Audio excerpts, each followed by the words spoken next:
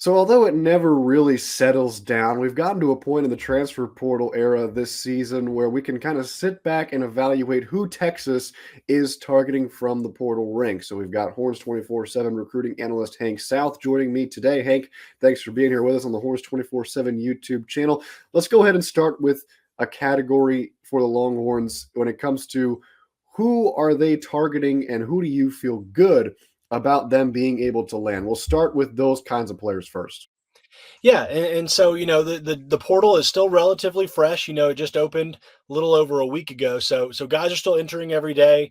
We're still seeing decisions being made. So it's a really fluid situation. That's a fun word to use covering recruiting, but that's certainly the case with the transfer portal. But some guys we've been able to kind of start to get a feel for. One in particular, Trey Moore, the UTSA edge rusher that was on campus in Austin this past weekend for an official visit. That's one I think Texas is in good shape for. And obviously, I'm piggybacking off of Horns 24/7's Jordan Scruggs is reporting there. He was first to report his visit to Austin and kind of where things stand with Texas. But both Jordan and myself have crystal ball predictions in place for Trey Moore to end up at Texas. But it's one, he's going to officially visit Ohio State this weekend, or at least that's currently the plan. I think there's a plan in place to visit Oklahoma State potentially. So there's still some recruiting to be done, but I think Texas has kind of set the pace there for Trey Moore in terms of a guy they can add from pretty close by, a guy that played his high school ball at Smithson Valley and obviously college ball just down I-35 in San Antonio. So Trey Moore is one. Another guy, and we've extensively written about him at Horns 24/7, but Andrew Makuba, the Clemson safety that is entered the transfer portal last week. We actually wrote, now that Makuba's in the portal, Texas kind of has its must get guy in the 2024 portal cycle. You look at everything that factors into Makuba's next decision, and all signs seem to point to Texas. He's from Austin. His former high school coach at LBJ, Jamal Finner, is on the staff. Obviously not on an on-field role, but the director of high school relations. He's in proximity around the guys every day. And Texas needs safeties. Safeties may be the biggest priority need next to defensive line in this portal cycle. And so, you factor all that in, and considering the fact that Makuba's a star, he's had first-round mock draft buzz.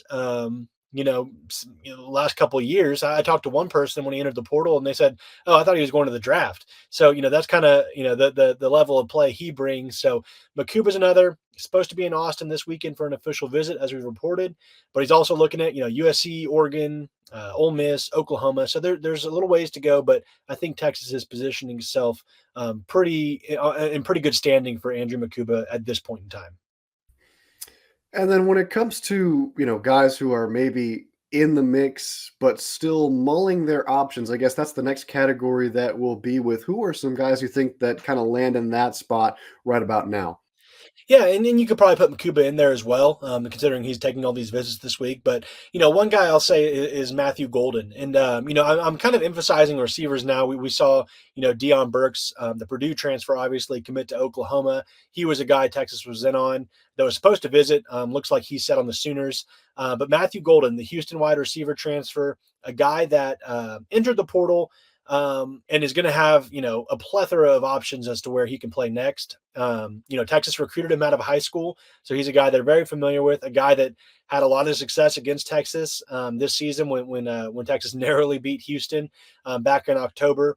And one of those veteran presence wide receivers that can come in and doesn't really need to be developed. He's already reached that level. He's a guy that can come in and contribute and kind of lead the younger guys, because it is going to be a young wide receiving core for Texas in 2024. So I would categorize Matthew Golden as a guy, I think Texas is certainly in the mix for, but, he's going to look at all his options. I think he's going to look at coaching staffs.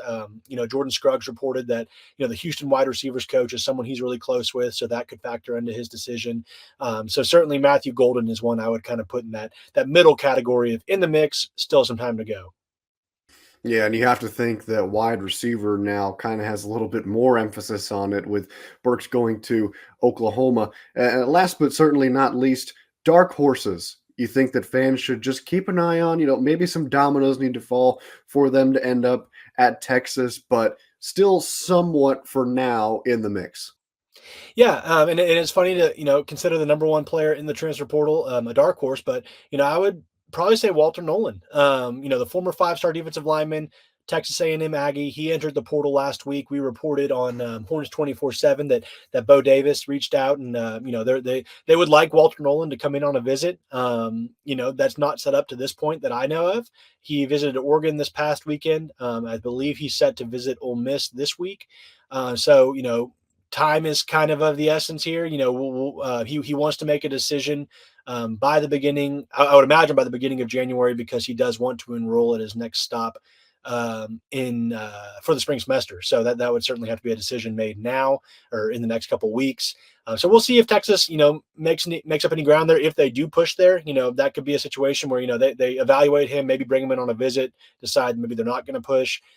We'll see. I would imagine they would, considering the need. But again, that would be a pretty big gut punch for the Aggies if your star defensive lineman ends up leaving the program to go to the rival, especially ahead of a season where the Longhorns and Aggies are going to meet on the field in 2024.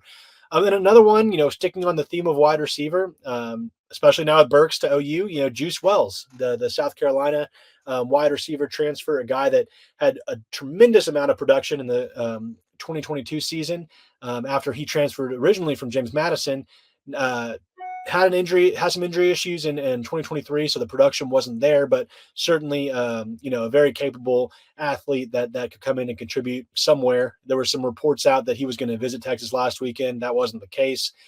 So we'll see. Maybe, I know Texas is evaluating him. I don't know if there's going to be a push there at this point, but certainly another guy, you could maybe put in that dark horse category in terms of ending up in Austin.